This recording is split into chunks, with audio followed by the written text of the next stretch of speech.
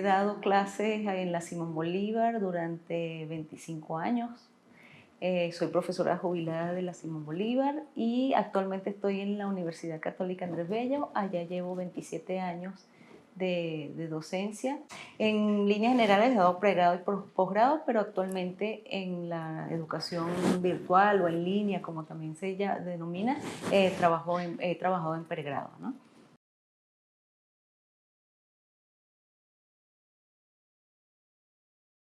No tenían ningún conocimiento ni experiencia en la educación virtual. Había que montarse en el burro, en el autobús, como uno quiera decirlo, y aprender en el camino.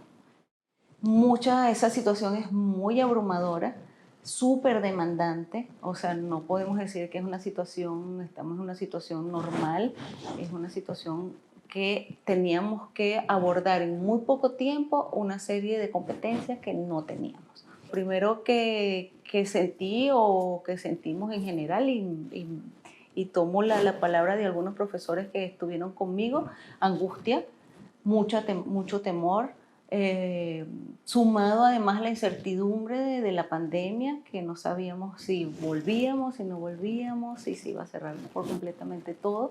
Entonces, de todas, es una situación sumamente estresante. No podemos decir que es una situación no estresante porque sí lo es. Entonces, tenemos que tener un internet fantástico y por supuesto no lo tenemos y eso por supuesto también suma para que sea mucho más angustiante. Entonces, esa suma de no competencia, no información, no conocimiento, no referentes con respecto a la pandemia, más la incertidumbre y angustia de la pandemia, pues no tenemos, sino que afrontarla sin ningún referente.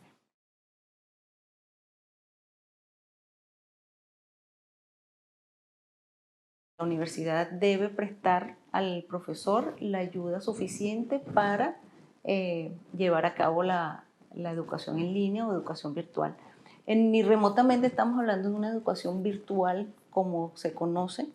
Nosotros lo llamamos desde la Universidad de Educación Remota en situación de emergencia, porque efectivamente la educación virtual implica otras cosas que nosotros, por supuesto, no lo hicimos.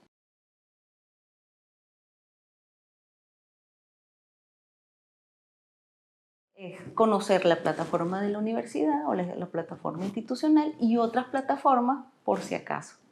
La primera vez siempre es mucho más frustrante, si lo quieres llamar así, porque se hacían cosas en el camino que muchas veces nos dábamos cuenta que no funcionaban y hacíamos otras que sí funcionaban. O sea, no todo es malo, ¿no? Pero, por ejemplo, yo en materias cuantitativas, o el primer temor es cómo yo le enseño a un estudiante a hacer el ejercicio de manera, modelar el ejercicio que uno modelaba en una pizarra. ¿Qué hicimos? Trasladé o transcribir todas las clases de manera digital, hacer ejercicios, hacer videoconferencias. O sea, no vi la opción de enseñar estadística o enseñar metodología sin hacer videoconferencias.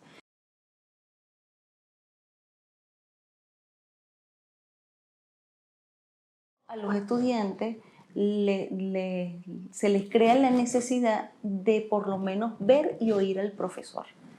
Lo que más necesitaban, esa necesidad de, bueno, sí, hay aislamiento social, ahí tenemos que estar cada uno en su casa, pero el distanciamiento social o el contacto social, por lo menos oyendo tu voz o por lo menos viendo tu cara, son necesarias. O sea, no puede haber distanciamiento social, sino que tenemos que tratar de acercarnos al estudiante de esa manera. También hay que hacer en cierta manera el otro. Así como nosotros le pedíamos a los estudiantes que fueran empáticos con nosotros, porque a veces se nos iba el internet a mitad de clase o se iba la luz, por ejemplo, nosotros tenemos que ser empáticos con el estudiante.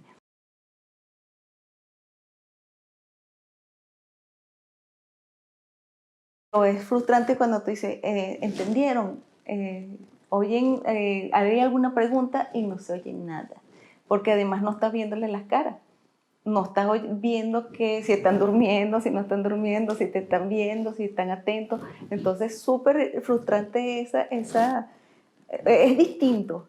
Hay que aprender también a que uno está dando una videoconferencia y que alguno preguntará y la mayoría no.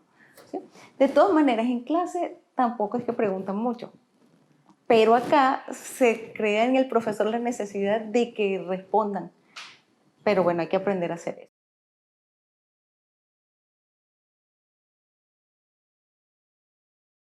En mi segunda ocasión, en el segundo semestre, ya yo tenía transcritas todas las clases, o sea, estaban digitalizadas, ya no tenía que invertir el tiempo en hacer eso, porque es inversión en transcripción, es inversión en que quede bien. Bueno, ya yo tenía transcritas mis clases, ya tenía la experiencia del primer semestre y bueno, este semestre fue mucho menos traumático, o sea, fue mucho más llevadero, mucho más fluido.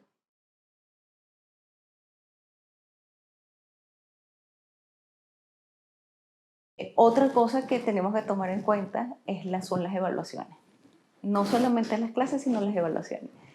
Eh, Tomando en cuenta toda la literatura sobre la posibilidad de fraude académico de manera virtual por parte de los estudiantes, pues bueno, entonces y también hubo en esa primera ocasión o en esa primera experiencia eh, una visualización del fraude académico por todos lados. De eso entonces también hay que aprender cuáles son los mecanismos para frenar esa posibilidad de copia en el examen.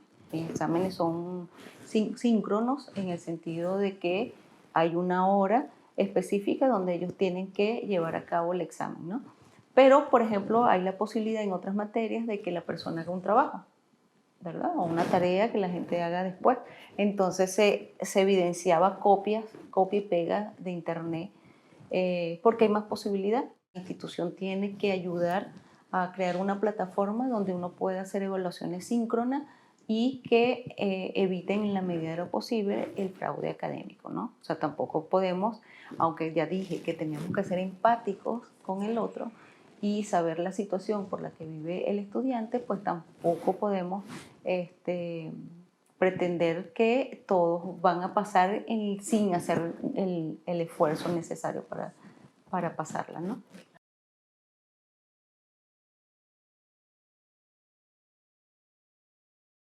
Te queda la síntesis perfecta en resumirlo en tres perspectivas. La humana, obviamente el docente es un humano y tiene que empatizar con el otro y abordar toda la situación social en la cual estamos viviendo. O sea, nosotros no estamos en Europa en el sentido de que no solamente es la perspectiva didáctica, sino que hay una serie de situaciones, no solamente producto de la pandemia, sino producto de la misma situación política y económica en la que estamos viviendo, que nosotros tenemos que ser humanos.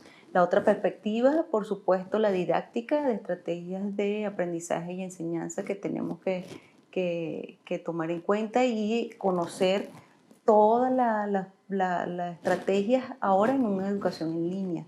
¿Ok? Y, por supuesto, la perspectiva de evaluación. Si nosotros no sabemos cómo evaluar el aprendizaje, pues también entonces estamos fallos en esas tres grandes perspectivas que tenemos que asumir.